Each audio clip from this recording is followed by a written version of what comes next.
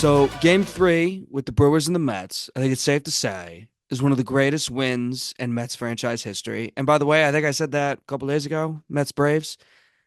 What we're seeing, there's so much to get into, but what we're seeing from this 2024 Mets team is nothing short of incredible.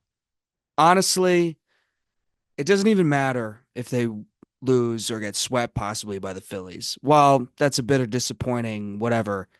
What this Mets team has given their fans a roller coaster ride of a year to complete absurdity.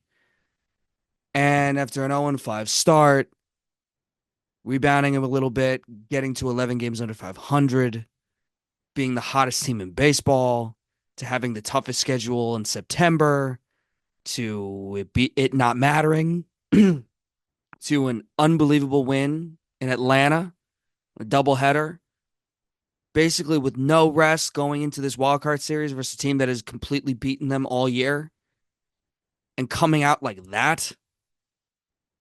Just absurd. Absurd time to be a Mets fan right now. You have to be jumping out of your chair like crazy, and I know they were tonight. Let's talk about Pete Alonso. One of the greatest hits in franchise history. I think in playoff history, I think you got to look at that seriously because yes, it's the wild card, but it's not just the wild card.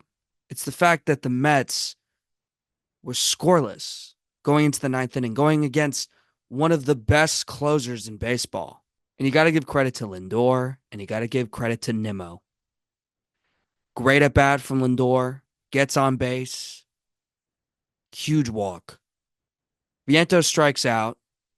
Nimmo comes up, hit, base hit. Huge, huge, huge.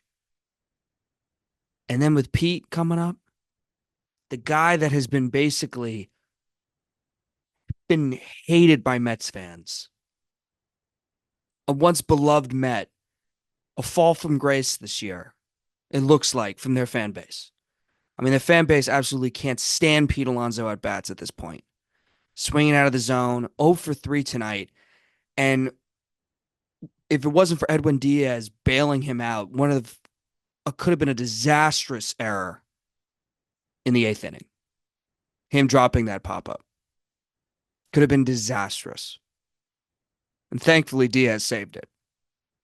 But that was brutal. I forget if that was the seventh or the eighth inning, but it was around that. Brutal, brutal, brutal. I mean, couldn't have gotten any worse. And now you're relying on this guy to come up with the biggest hit of the game, and he delivers. First pitch strike. How many times has Pete Alonso been behind in the count recently? First pitch down the middle strike. Doesn't swing at it. You know, I remember I was watching with my dad. My dad goes, "It's the best pitch he's gonna see." He let it just go right by. Works the count, gets into a favorable 3-1 count. And Pete Alonso delivers. You couldn't have scripted it any better. The guy who's been ripped on all season for his lack of clutch hitting comes up with the biggest hit. We thought Lindor had the biggest hit. That was still huge. Don't get me wrong. But a couple days later, Pete Alonso saves the season for the New York Mets. Saves it. And then they're able to get another run. I mean, it was truly unbelievable. And with a 4-2 lead, when Peterson gives up that first hit, you're like, uh-oh. But he's able to buckle down and get the remaining 3 outs. And it was really extraordinary watching this game. It's one of the best baseball games that I've ever seen. It was incredible to see the Mets, and this has kind of been the Mets all year, right? Putting up nothing and then scoring at the end. I mean, they looked dead in the water. 2-0. All right, nice season, good effort. How many teams would do that? How many teams would just be like, yeah, listen, we had a good run, good season. We're exhausted. So many excuses. And they delivered. And they won at Milwaukee. A good baseball team. A really good Milwaukee Brewer team. That kills them. It's unbelievable. Truly extraordinary. And now, I had no business picking the Mets. I had no business picking them in this series with the Brewers. No business. But I picked them anyway. And the reason was because the Mets have been through so much adversity this year. They literally had seen it all. So there was no situation in the postseason that was going to scare them. They had been talked about poorly in the media. They bounce back every time they face adversity. Bad games, bad innings, all of that. You saw that Monday. You've seen it all season. They give up leads.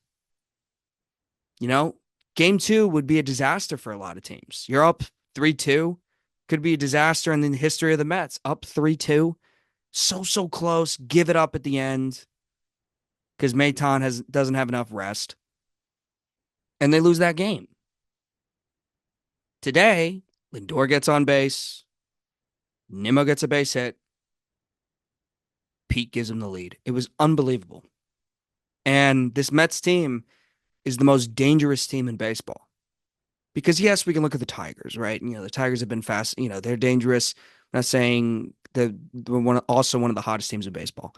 But the Mets have literally seen it all. They've been embarrassed, shamefully embarrassed, many times throughout the season. But they've come out on top. And now they're in this series with the Phillies. And I had the Mets going to the CS this year. I haven't liked what I've seen from this Phillies team. It's going to be tough, but I've liked the way the Mets have played the Phillies this year. None of that really matters anymore. But with a team that is able to play through adversity like the Mets have, it's super dangerous. And the Phillies have to bring their A game if they want to win that series. And obviously the Mets have to too, but it's going to be very fascinating to see what happens.